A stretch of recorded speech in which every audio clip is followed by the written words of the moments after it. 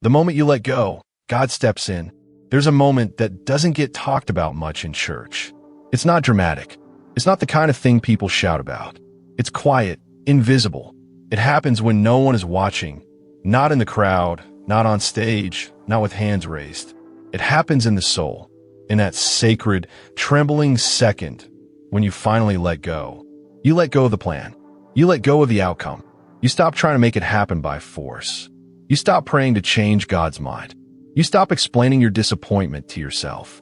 And somewhere between exhaustion and surrender, you whisper something honest, maybe even with clenched teeth. God, you can have it. That's when everything shifts.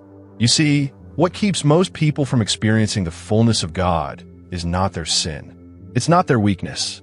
It's control, the need to hold on, to orchestrate, to fix. We say we trust God, but we live like orphans, managing our lives in case He doesn't come through. And that contradiction is the very thing that breaks us down. Oswald Chambers once wrote, "As soon as you abandon yourself to God and do the task He has placed closest to you, He begins to pour rivers of living water through you. But He won't pour into clenched fists. He fills open hands." Letting go is not defeat. It's not giving up. It's saying, God, I'm done pretending to be you. It's the end of striving and the beginning of being carried. But here's the tension. Surrender doesn't feel spiritual at first. It feels like loss. It feels like weakness. It feels like your heart is breaking in slow motion. And that's why most people avoid it. We want to skip the fall and get straight to the breakthrough. But that's not how God works.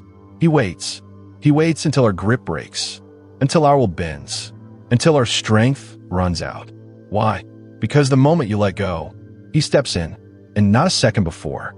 God doesn't share the throne. He doesn't co-pilot. He doesn't bless your backup plan. He's not interested in adjusting to your timeline. He wants the whole thing, the dream, the fear, the ambition, the strategy, the control, all of it.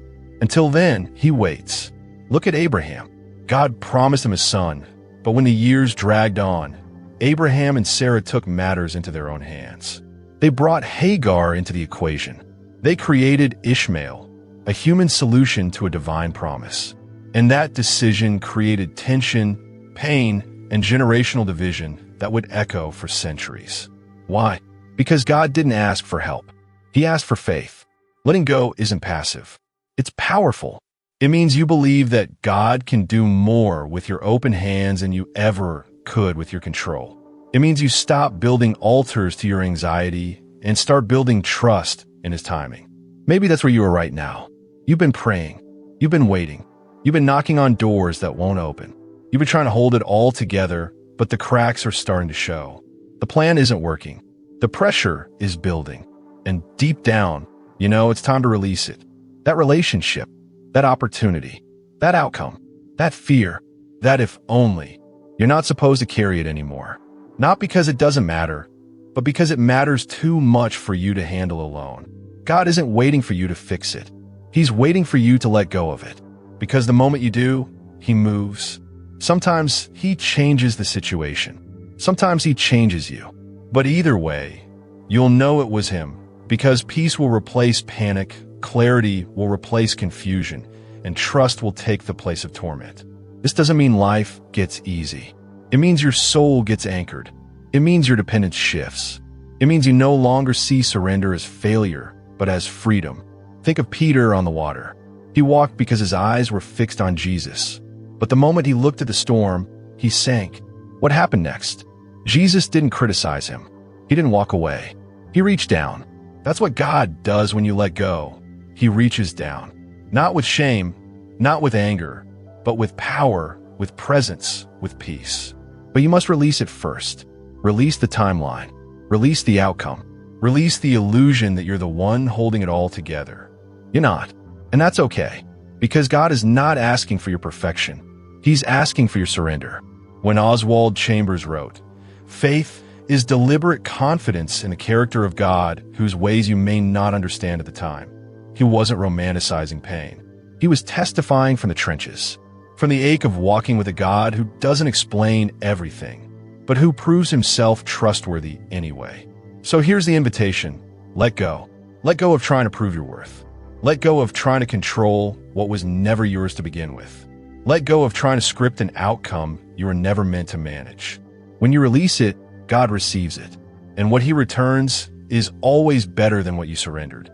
Not easier, not faster, but deeper, eternal, whole. Letting go isn't something you do once. It's a posture, a rhythm, a daily decision to trust what you cannot see and to follow where you'd never go on your own. If you're ready to stop striving and start trusting, say it out loud. God, I let go. I give it to you.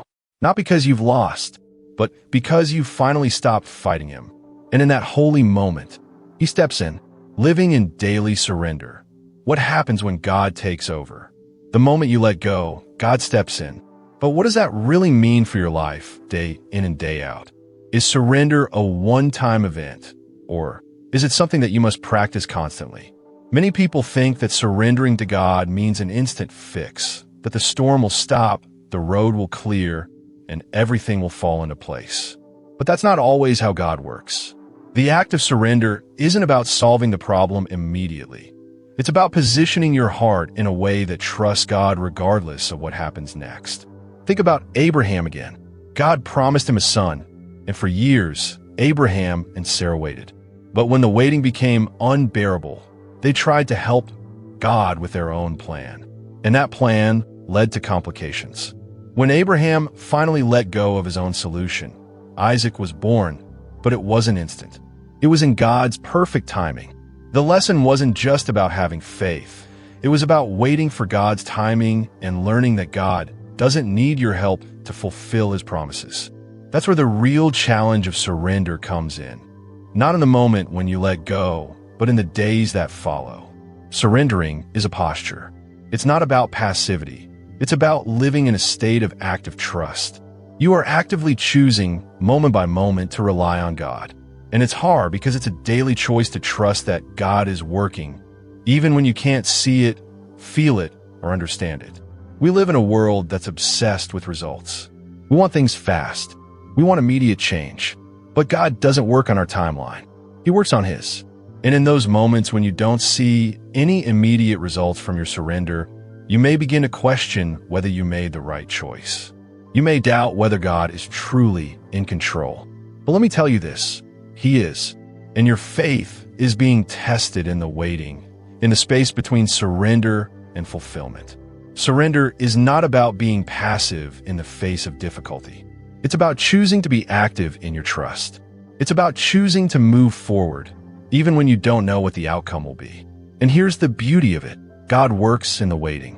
When you let go, you're not just saying, God, I trust you to fix this. You're saying, God, I trust you no matter what happens. Even if things don't look the way I expect them to, I believe you are in control. It's in the waiting that God shapes you. It's in the surrender that he molds your heart to be more like his. And often, it's in the place of surrender that we find our true strength.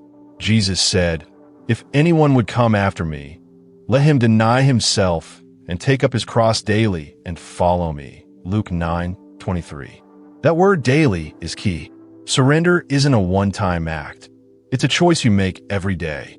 Every single day, you have the opportunity to say, I will trust God with this moment. I will trust him with my fears. I will trust him with my plans. I will trust him with my dreams. And each time you do, your trust grows. Each time you surrender, you learn more about who God is and what he is capable of. But let's be honest, living in surrender is not easy. It requires a radical reordering of priorities. It means letting go of what you think is best, of your own timing, and of your need for control. It means turning away from the illusion that you are the one in charge and trusting that God is working all things together for good. Romans 8:28. This is where the heart of surrender lies, in relinquishing control, not just over the outcomes, but over your desires and expectations. It's letting go of what you think should happen and opening yourself to the possibility that God's plan might look very different from your own. And when you do that, God steps in, not to simply give you what you want, but to give you what you need: peace, strength, guidance, and a deeper relationship with him. In every moment, God is calling you to release a little bit more of yourself.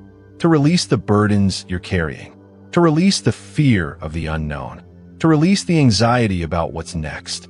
When you let go, God steps in, and He doesn't just change your circumstances, He changes your heart. He gives you the courage to walk through the storm, the peace to endure in the waiting, and the strength to hold on to hope when everything around you feels uncertain. Surrender doesn't just change your relationship with God, it changes your relationship with yourself. It frees you from the weight of perfectionism, from the constant striving, and from the need to have all the answers. It frees you to simply be His. It gives you the freedom to live without the pressure of controlling everything. To trust that God is working in the unseen and in the quiet moments when nothing seems to be happening. This doesn't mean that life will be easy. Surrender doesn't promise an absence of pain or challenges. What it promises is the presence of God in every circumstance. It promises that even when you can't see the way forward, God is walking with you, leading you, and carrying you through. The moment you let go, God steps in. But here's the truth. He was always there. You just needed to make room for Him. In every moment of surrender, He fills that space. And the more you let go, the more of Him you'll experience. Staying surrendered. How to live in God's will every day. Surrender isn't a one-time event. It's not something you do just once and then forget about. It's a daily choice, a daily posture, a daily discipline. To truly live surrendered to God means to take up the cross daily and trust Him in every moment. But how do we make that a reality when life is hard, when doubts creep in, when the weight of our circumstances feels unbearable? First, it's important to understand that living surrendered doesn't mean living without struggle. In fact, it's often in the struggles that surrender becomes most apparent. When things are easy, it's easy to say, I trust God. But when the storms come, when the waves of life seem impossible to navigate, that's when true surrender is tested. Living in surrender means trusting God with your future, even when you can't see what's ahead. It means saying, God, I trust You with the unanswered prayers. I trust You with the dreams that haven't come to fruition yet. I trust You with the direction of my life, even when I don't know where I'm headed. The truth is, we often don't have control, but when we give our lives to God, we give Him the right to direct our path, no matter how it looks to us. One of the first steps in living surrendered is learning to be still. In a world that moves at 1,000 miles per hour, with constant demands and distractions, it can be difficult to hear God's voice. Our minds are full of noise, our hearts full of worry. But stillness allows us to hear from God. It's in the quiet moments that He whispers His plans for us, gently guiding us to His will. The Bible says in Psalm 46, verse 10, "Be still and know that I am God." Being still isn't just a physical act. It's a mental and emotional posture. It's about letting go of the need to control and creating space for God to speak. Stillness doesn't come easily, especially when we're used to moving quickly. But in that stillness, we find peace. We find direction. We find comfort. God will not shout over your noise. He will wait for you to be still enough to hear Him. And in that stillness, He will begin to show you what surrender really looks like. Second, surrender means saying yes to God every day. It's easy to say, I trust God with my life. But what about the small moments? What about the little things that happen every day? God's will isn't just in the big decisions. It's in how we handle the small, ordinary moments. How do you respond when someone cuts you off in traffic? How do you react when someone disagrees with you? How do you handle the frustration of unmet expectations? Surrendering means saying yes to God in the moments where your flesh wants to react, to fight, to hold on to control. Surrender means choosing grace over anger, peace over frustration, love over resentment. It means letting go of your immediate reaction and saying, God, how do you want me to handle this? This is where true transformation happens. It's in the everyday choices, the decisions that don't make the headlines, but make all the difference in our character. The more we say yes to God in these small moments, the more we learn to trust Him in the big moments. Surrender becomes less about a specific event and more about a lifestyle, a daily walk of faith.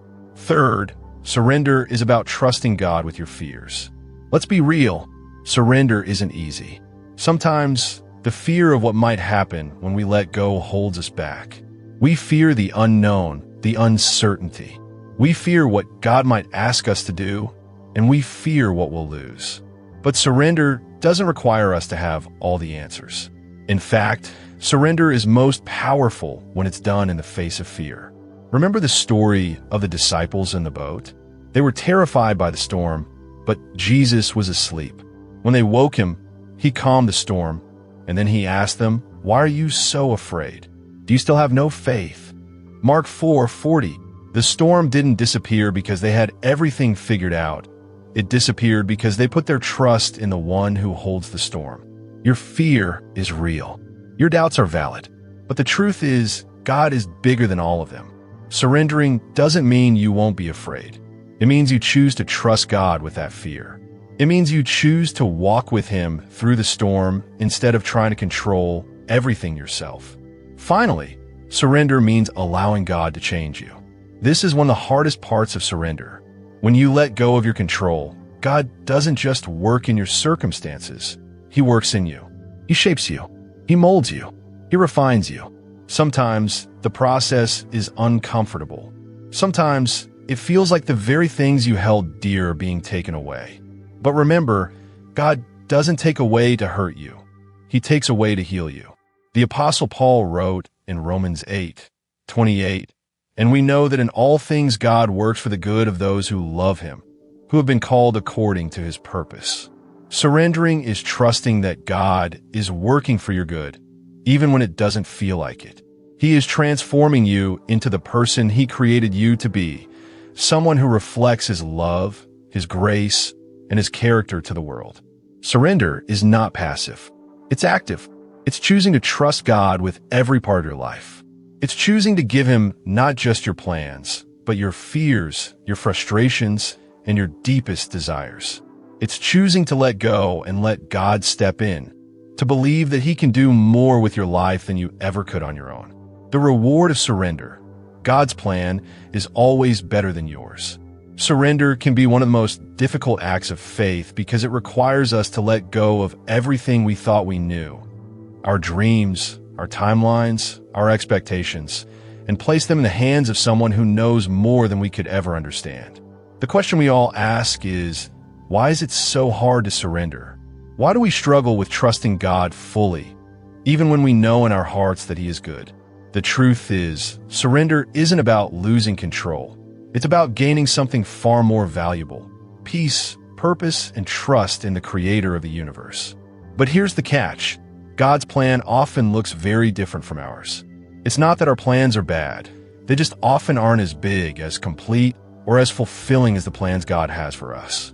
When we choose to surrender, we're choosing to believe that God's way is better. It's a belief that His wisdom, His love, and His timing are perfect, even when we can't see the whole picture. And that's where the reward comes in. When we surrender, God opens doors we never thought possible, takes us places we never dreamed of, and reveals a life that is more fulfilling than we could have imagined on our own. Let's look at the life of Joseph for a moment. His story is a perfect example of the reward of surrender. Joseph was sold into slavery by his brothers, betrayed by the people who should have loved him the most. He was thrown into prison for something he didn't even do. From a human perspective, Joseph's life seemed like a total disaster. But what we see through the lens of surrender is that every setback, every painful experience, was part of God's greater plan to elevate Joseph to a position of authority where he could not only save Egypt, but also save his own family from famine. Joseph didn't understand all the twists and turns his life would take. He didn't see how his suffering was working for his good. But God, in His infinite wisdom, knew that Joseph's surrender to His plan would bring about a destiny greater than he could have ever achieved on his own. And at the end of his journey, Joseph said to his brothers, "You intended to harm me, but God intended it for good to accomplish what is now being done, the saving of many lives." Genesis 50 verse 20. Joseph's story isn't just a nice Bible lesson. It's a testimony of the ultimate reward of surrender. When Joseph let go of bitterness, pride, and his own expectations, God stepped in and used his circumstances for a greater purpose. His life became a tool in the hands of God, and God's plan for Joseph's life was far better than anything Joseph could have planned for himself. This is the pattern of surrender. We see it in the life of Jesus as well. Jesus surrendered his will in the Garden of Gethsemane, asking, "Father, if you are willing, take this cup from me. Yet not my will, but yours be done." Luke 22, verse 42. He knew that surrendering would lead to the cross, and in his humanity, he didn't want to go through the pain. But he surrendered, not because it was easy, but because he trusted the Father's will more than his own. And in that surrender, he accomplished the greatest victory the world has ever seen. Jesus' surrender brought about salvation for humanity. What looked like loss was actually the path to victory. What looked like defeat was actually the greatest triumph. And that same principle applies to your life. The moments you let go of your plans, your control, your expectations, that's when God moves in and does what only He can do. Surrender doesn't just lead to survival. It leads to abundant life. When you surrender, you open yourself to a life that is fuller, richer, and more meaningful than anything you could have imagined. And the more you surrender, the more you find your purpose in God's plan. As Oswald Chambers once wrote, the ultimate goal of surrender is not getting what we want, but becoming what God wants us to be. When you let go, God steps in. And what He does is always greater than anything you could have done on your own. His plan for you is not just about your comfort or your success. It's about His glory, His kingdom, and the eternal impact He wants to make through you. It's a life that's beyond your wildest dreams, a life that is fulfilling in ways you cannot even imagine. So, what is the reward of surrender? It's the joy of knowing you're in the hands of the Creator, the peace of knowing that your life is not your own, that you're part of something much bigger than yourself. It's the confidence that God's plan is always better than yours, even when you can't see the way forward. And here's the beautiful part. The more you surrender, the more you find yourself becoming the person God designed you to be. It's not about changing yourself. It's about letting God change you, letting Him mold you, letting Him lead you into the life He has for you.